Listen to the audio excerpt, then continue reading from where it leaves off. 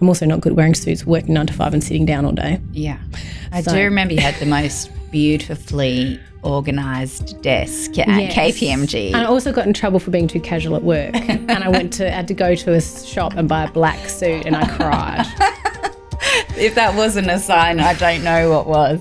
On the podcast today, we've got Charlotte Gerner.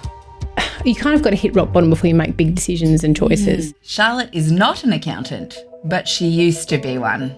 Her career has come full circle. One thing I didn't like being an accountant because I wasn't that excited about being up to date with the tax law. No, didn't, that's understandable. Yeah, some people love it. Yeah, I know. And the budget and all that stuff. Some people absolutely froth over it and I do not.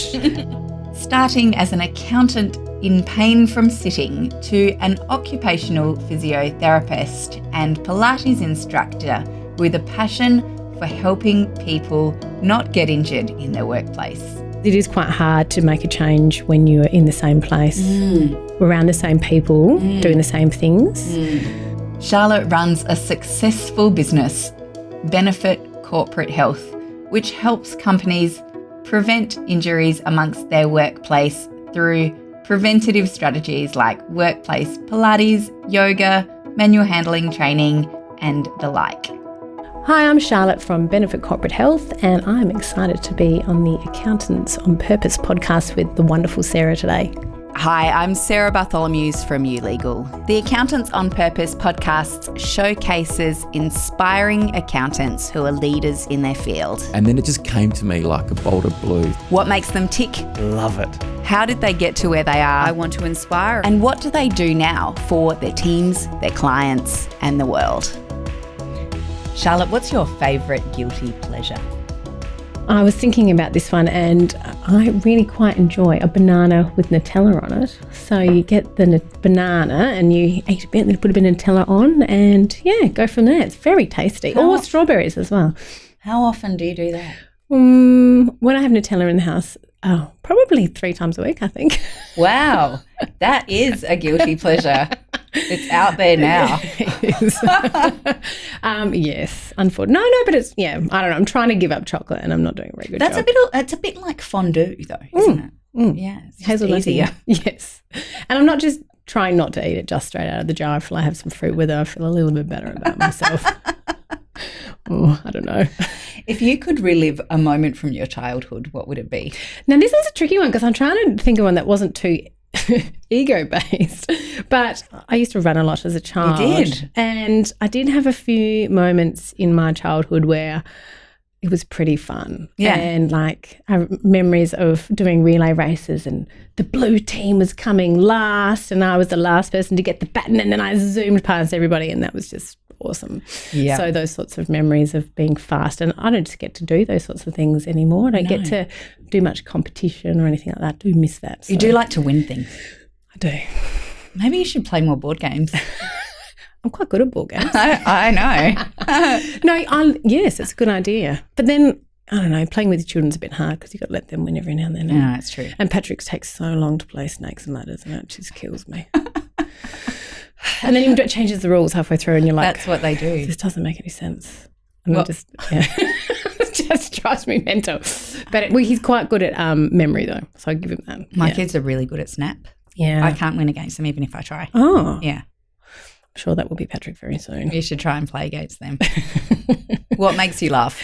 I quite like Bluey, I'm going to have to say. Bluey is a kids' TV show on ABC Kids. Explain more. And it's wonderful. And there is a dad and a mum, Kelpie crosses, and Bluey and Bingo, they're the kids. And it's so realistic to life, and I laugh out loud. Because adults seem to like Bluey as much as kids do. Oh, yeah. There's an episode where my hubby Dave is like, there's a Bluey episode, it is our life, Charlotte. And I was like, whoa, what's this one about? And it's about going to the pool and Dad takes the kids to the pool and they don't take any of the boring stuff. Like? So like thongs, so they don't have to stand on the hot water, sunscreen so they can actually swim out, floaties, sinkies, goggles, towels, food, any of that sensible stuff. So anyway, and the kids do they have their bathers? Well, yes. I think, no, they're dogs. They didn't have bathers. Okay. But yes, anyway, so then in the end, Bluey realises that boring things are actually fun. And or they make things fun. Well, yes, but then Mum comes along with all the fun stuff. Saves the day. Yeah. So and they was like, this is our life. And I was like, I know. It's freaky. Yeah, so no, and I do just have a few moments, and Peppa Pig as well. I get a few moments of LOL, laugh out loud stuff going on. Yeah, for sure. So you started your career as an accountant in 2002. I was remembering the other day you did accounting in year 12, I think, as a subject. Absolutely, yeah. Yes. So you were working initially for big corporate names like KPMG and IKEA as an accountant. And then after years of sitting and struggling with back pain, you started doing Pilates. And you really, I think, at that point found your calling. You thought, I might be on this corporate treadmill, but it's not really what is going to serve me in the long run. So in 2008, you qualified as a studio rehab Pilates instructor and you started your business Physique Pilates. What was that transition like? Well, I think like anything, you start off doing things you're not quite sure why. Well, I had some reason around doing accounting, and we'll go to that a little bit later, I think. But you kind of got to hit rock bottom before you make big decisions and choices. And when I was living in London in 2007. Working in IKEA? Yeah, well, I worked at IKEA. What did I do? I worked for the Jubilee line, helping them doing some capital expense accounting. And that's then like the transport. Yeah, Jubilee line. So that was very messed up. So I came in to just fix things. And then I went over to IKEA.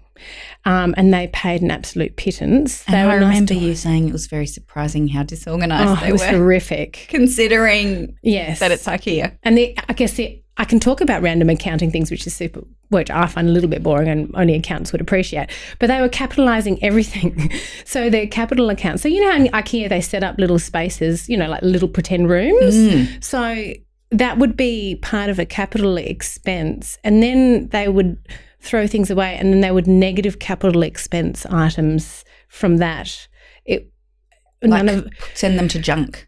Yeah, and it was just so wrong. So much of the capital accounting was wrong. It was just wrong. So they had what people were capitalising. So the accounting staff were doing everything really, really badly. And when I was there, a guy had been employed from PwC to come in and actually sort some stuff out, and I think they wrote off, I don't know, it was like a third of their capital, something crazy. Massive. Because it was just actually incorrect. So it was just impressive how wrong it was. But anyway, they didn't pay very much. So then I moved to, and it all makes a difference when you are in London and you're earning pounds, paying for things in pounds, absolutely, paying rent. So then I moved to a Russian investment bank. So I tried So I tried everything, and that was probably my most enjoyable job because that was management accounting and working with spreadsheets, and I learned lots of really interesting things that were quite practical that I could use later on in life. And that's probably one thing I've really enjoyed. I still enjoy a good Excel spreadsheet. So, but I was living in London, breaking up with a boyfriend, having anxiety attacks every morning on the tube. My goodness. Didn't enjoy the claustrophobia of the tube. I don't know if and then does. Going to a job that I didn't really like, and then getting there before the sun came up and leaving before the sun came down. London. And it all just came to a head really, and I had a sore back, and I was not happy. You had a sore back from sitting down all the time, or from? I'd had it all my life, not all my life, like since athletics and stuff. I found that when I was moving around, I was a lot better. I'm not very good at sitting still for 8 hours a day. You've done a lot of snowboarding and snow sports and stuff, was it? Yeah, so that was fine then because you're always moving. Okay. It's when you get in bad static postures. It wasn't an injury from... Oh, no, not really, no. Okay. Yeah.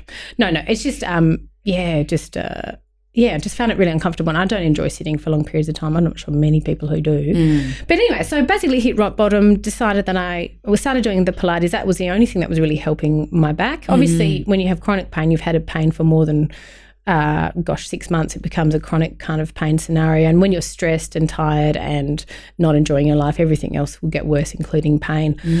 So the Pilates helped. And then I decided to do a personal training course over there in Spain. It ended up being Australian Institute of Fitness in Spain. Wow. And then I came home and started doing Pilates. So that was really nice. So I left my accounting career in London. And then I, after that, just came back and changed careers and got into it. So when you came back to Australia, you didn't get another job as an accountant? No. You started working as a personal trainer? Yeah.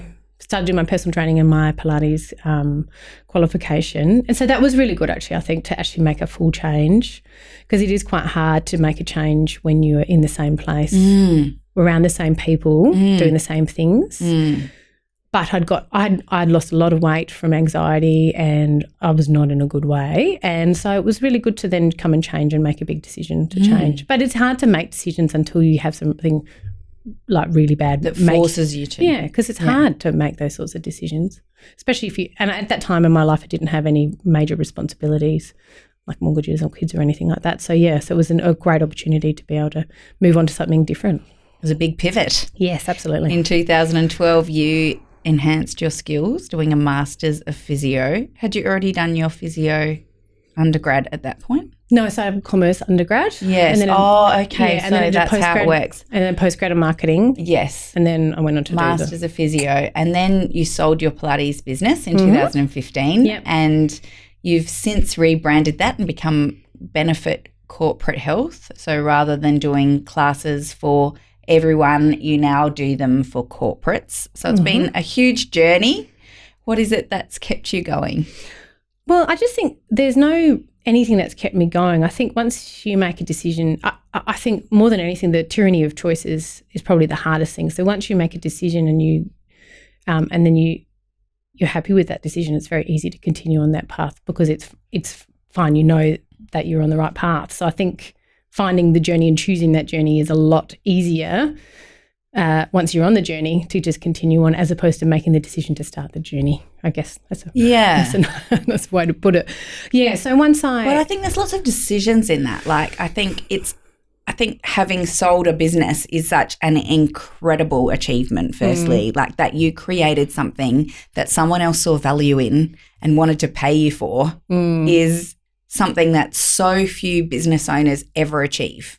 Oh, thank you, Sarah. So that's one part of that, I suppose. And then the other part is you working out from a business pivot point of view that it wasn't that you wanted to bring different people from different places together to do Pilates classes, that was what someone else was going to do, and that you were going to focus on the corporate side of the business, going into places where people have the sort of issues that you had, which is what drove you to do physio in the first place probably, and help them. So I know you work with people in hospitals who sit in certain ways because of their work that they do. Or just doing physical work, like sonographers and radiographers are always up doing stuff. So look, I think if you come back, so I decided to do the physio, and I think this is probably relevant to talk about, is that one thing I did struggle with was being an accountant. I'm doing a professional job, it's recognised, etc.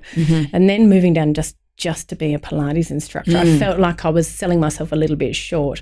So the decision to do the Masters of Physio and get into doing physio was that next step up to becoming back into a profession. Because that's important to me. I think if you've got the opportunity to do that and increase your skills, and then be in a scenario where you can learn lots of stuff. One thing I didn't like being an accountant, because I wasn't that excited about being up to date with tax law. No. That's understandable. Yeah, some people love it. Yeah, I know. And the budget and all that stuff, some people absolutely froth over it, and I do not. But I quite enjoy finding out about new techniques, about treatments and things like that to do with physio and how you can help people move better and look after themselves. So after doing the physio, and then for quite a while, I'd wanted to sell the business because having a business when you have rent and overheads and all that fun stuff, and having to motivate, 200 individual clients, it's a pain in the butt. Because at least, and look, pain is a much easier motivator than losing weight. So that's why I rather being a Pilates instructor as opposed to a personal trainer. But then I just was trying to work out the way that, how can I get out of this? I don't want to do it. And the amount of people, but you're so good at it, Charlotte. We like you being our instructor. And I'm like, I don't want to do this anymore. But people keep talking to you saying, no, you could keep doing it. You're really good at it. And you're like, oh. But getting pregnant with my son Patrick was the best excuse that I've ever had to actually make decisions. Because when you tell someone, no, I don't, I'm just pulling back a bit because I'm having a child, they're like, oh, okay. Totally understand. Straight away. Oh, okay. None of this like, oh, but you're really good. No, just straight away, they're fine. So that was my big, I had a moment. It was October and Patrick was due in the December and I had a big like, I can't do this. No. Because as well, I'd finished physio in 2012 and running my business part-time, I worked part-time in a physio practice because you've got to learn, you've got to work for somebody else really to learn different techniques and understand. So I had to work somewhere else to get that training. Do you have to get signed off that you've worked a certain period of time under someone or? No. Okay. No, it's just more for your own learning. Okay. It's very hard to, what you learn, like in any degree, you learn the fundamentals of how to clinically reason or, in accounting you learn concepts of debits and credits and you need that. But then every workplace that you work at is very different depending on what they're working with. Project accounting versus small business accounting, dramatically different. Whereas, and the same thing with physio, you could be working as a chest physio in a hospital versus a musculoskeletal physio in a private practice. They're very different. So selling my business and I kind of used the old 80-20 rule, which was literally like, well, I get 80% of my stress from having clients, 20% of my stress comes from corporate clients because I literally invoice them at the end of the month. And they pay you. And they pay me. It's great. And I don't have to motivate anyone because we get paid a flat rate to go in and do what we're going to do and it's booked in and goes from there. You're not continuously motivating people. And so it was a really simple plan just to basically sell off the parts of the business which I didn't really want to keep. The parts that gave me 80% of the stress, keep the 20% that works well and just continue on from there. So that's why we focused on the corporate part of the business. Love it. So your accounting skills obviously do come in handy as a business owner, but what's been the biggest challenge so far and how did you overcome it? I find staff is the biggest challenge. I think that's probably the same for all businesses. I think so. The only thing I've ever cried about in business is staff. And when you're early on in your business and doing things, you're trying to get everyone to work for you, to be nice and do all this stuff. And then you realise that you just don't work well with people and people take advantage of you. And so I guess what I've done over the years is I've really respected my staff and really not expecting them to do stuff that I wouldn't do. It's all well and good I can get someone to cover it, but if they have to drive from the southern suburbs to the northern suburbs, it's going to take them an hour and a half to drive and do an hour class. I'm not going to get them to do it. Yeah. That's ridiculous. So my expectations on my staff is I wouldn't get them to do anything that I wouldn't do. I pay them reasonably well so that they will work for me and we do lots of bit of training and getting together and things like that. So I think making my staff important and like if someone runs late or something happens, like they don't do it on purpose. No, once you get to know them and if it's happening all the time, then they're not the right person to be in your workplace. That's right. But and it always kind of works out in the end, which is what you learn with experience. Yes. So as much as you get more patient. Yeah, exactly. And if you can't find somebody, we need a new instructor, blah blah. I'm like, we'll do it. It'll work itself out. And if all else fails, we'll just cancel the class. Yeah. Or move it to a different time or something like that.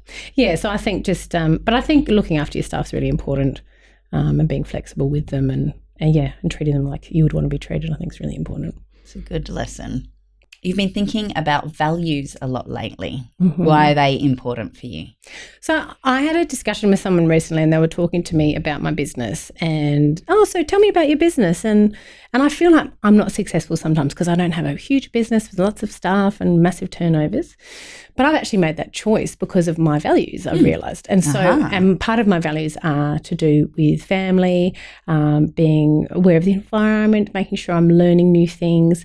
These are always things that have been important to you, aren't they? They're like foundation rocks for you. Yeah. So then if you kind of sit back and you go, well, no, I've made a decision. My business is on hold at the moment. I'll probably do some more when the kids are at school, but at the moment it's important for me to be home a couple of days a week and not have to work too much in the evenings so I'm not exhausted. And understanding this concept of the 4 tendencies about understanding what kind of a person you are. And as an obliger, I am very good at meeting other people's expectations, but I don't look after my own. Or you don't even think about what yours are. Well, yeah, and what I plan to do this and this today, and that gets pushed to the side and you end up doing what other people need for you to do. So being more aware of those sorts of things. But yeah, actually being able to clarify my values a bit more has actually just been, and this is a very recent thing, to actually change my perception of myself and just not be as hard on myself, I think. I think with You Legal, we've got 4 core values, and I've found that they help me hire people. They help me work out who we should be in partnership with, because they're my values. Yeah. And I can roll that out through the business because it's my business. Yeah, absolutely. So ours are thoughtful, unstoppable, love, and fresh. Fresh. Because we do things differently from other people. Yeah, nice. Yeah, very good. Yeah, and I think so. Yeah, it just makes it easier to make. If things aren't working, then you can kind of sit back. Okay, maybe it's because they're just not fitting into that kind of set of. It even helps with choosing clients because something will happen, and you're like, "Oh, it's just not values aligned." Yeah, and you don't make it mean anything about yourself. No. And it's not though, because it's about the business as well, isn't it? It's not, and I think it's so important for small business owners to be able to separate themselves from the business as well, because the business is not you, it's the business. It's an entity and it's unto itself. So I think it's really important, because staff don't work for businesses, clients don't work for business. I've had a lot of, I've had some clients move on recently, and it's been a great opportunity to spur me into some marketing and choosing some different avenues to go down. And I probably wouldn't have done that if I, And you love that creative side of business too. Absolutely. So like one of the things that gets you out of bed, absolutely. I think. Yeah, absolutely. So being entrepreneurial, that's kind of one of my, thinking of new things and, how could that be done differently or what can be done? Like fresh. Yes, indeed. Who's been the biggest impact on your career so far? So I was thinking about that, and I think there's 2 people. My dad is one of them, for a kind of back to front reason. Yes. So my dad, bless him, we bang heads a little bit, but I kind of always had to prove to my dad that things were possible and could be done. So my dad didn't finish his accounting degree, so I went ahead and finished my accounting degree. My dad had a business. And for many years, and which he ended up closing because of the GST coming in, and it was a secondhand store which was getting overtaken by IKEA and Freedom and all those sorts of things. So logical decision, but I found my dad just lacks that bit of motivation sometimes. So almost as a way of me to kind of say, you know what, it can be done. You can do this. So doing accounting, I wanted to run my own business. That was one of the reasons I wanted to learn about business, but didn't really want to be an accountant, fundamentally. But, at the same time, any decision I've made in my life has been a fantastic decision. I'm not going to, some of them could have been, hard and all those sorts of things, but all of that stuff helps you, give you skills and that will you use through your life anyway. So my dad and my husband Dave, I think, who just gets me to stop and rethink, and he's very good at relaxing and stopping, and I'm the opposite of that. So I'm the person who doesn't watch a full movie because I've got to get up partway through and do something. Work out what's next. Where Dave will lie down and watch 2 movies. So he's great like that. But he's very good at switching off and giving me a bit of a reality check. Albeit I don't always take on his advice, but we get there eventually. It's nice to have it. Yeah, absolutely. But he's very supportive and getting through everything. He's a cheerleader as well. Absolutely. So we were talking before about success. You mentioned that sometimes you don't feel very successful. But how do you define success for yourself? Well, I think I think I've just been too hard on myself and what a success is, having the Joneses stuff, I guess, isn't it? That whole, nice car, nice house. But I don't really care about what car I drive. Actually, true to my values, I think I would like to get an energy-efficient car that uses less petrol and has an electric engine. That's more important to me than having a flash car. I want a house where I've got a bit of land and we can grow our own vegetables and we can get out. And that's the environmentalist in you. Yeah, exactly. And absolutely. So I'm finding that those sorts of things are more important to me. And so it's been a fantastic opportunity to reassess what I think is success, because I'm able to earn a pretty good wage, only working 3 days a week. I've got great staff working for me. I've a couple of beautiful kids who I can pick up and hang out with and do all that sort of stuff. Yes. And my husband's got a great flexible job. And I mean, I find sometimes it's very hard in scenarios and for relationships to work. If you have someone earning a really high income, more money, more stress, and you then end up having to work really long hours. So it's actually then very hard for the other person in the relationship to work much, if at all, because they need to be around for the kids' support. And it's so without having that balance, but I don't think Dave and I would like that balance. I think we've got it really good at the moment, how we have him having a flexible workplace and me being able to work for myself and do my thing as well. So I think that's how I'm feeling that is our definition of success. You're making it. Yeah. You're doing it. Yeah. I found this great one from Deepak Chopra. Success could be defined as the continued expansion of happiness and the progressive realization of worthy goals. Progressive realization of work. Yeah, it's good. Yeah. Because progressive realization, so you're not appreciating the goal when you get there, you're appreciating the process of getting the goal, which is good. It's being more present. Yeah. Yeah. Because, that's great. Deepak. Oh my gosh. My brain. It's not working today. What's a gift you can give others? I think one of the most important things that I think people don't know, and if anyone is younger listening to this, is that, you've got to make there's a couple of decisions you need to make in life. Are you going to live to work or work to live? Is your job what you live and breathe? My grandfather was a doctor and a asthma and allergy specialist, and he worked all the time, loved his work. His clients were his patients were his life, and that is beautiful and admirable. When he was a wonderful person and very caring, but that was his life. It was very overwhelming, and so I think people always forget the fact that work is work. It's not called fun; it's called work.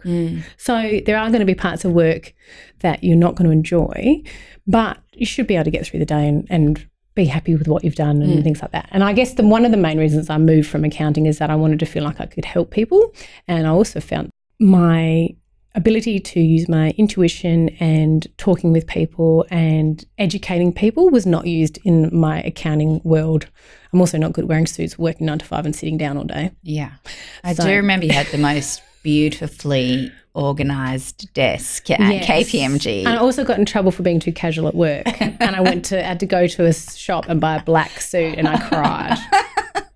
If that wasn't a sign, I don't know what was. And I'm pretty sure the HR manager had me doing career counselling within the first 6 months of me being it. Anyway, doesn't matter, side story. So, yes, and I did get in trouble I got in trouble with HR for decorating the bay in Christmas. Too Christmassy. Yeah. And there was trip hazards on the floor and things that were collecting dust. Anyway, I was just trying to be jolly. Anyway, so the main things are you're going to change careers and things through your life. You don't have to choose something that you're going to do forever. Yeah. And that's what I like. That's such a gift. And that's what I like about physio is that I can use it to do lots of different things, whether I go on to do education and training and things like that, or whether I go back to having my own clinical practice. Or I can branch out and do different things. So I think as long as you're in the kind of right area and stream where you think about your personal skills, and if you don't make your job your identity, unless that's something that you want it to be, then I think you can be a lot happier in your work life. So you're not trying to find the perfect thing. If you had to give up a modern convenience right now, like the internet, TV, mobile phone, what would it be? I was thinking about internet shopping.